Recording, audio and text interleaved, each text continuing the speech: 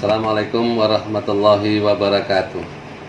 Saya Dul Musrid selaku Bupati Aceh Singkil mengajak dan mengimbau kepada seluruh lapisan masyarakat Kabupaten Aceh Singkil untuk menciptakan situasi yang aman pasca pelaksanaan Pileg dan Pilpres selama proses PHBU di Mahkamah Konstitusi.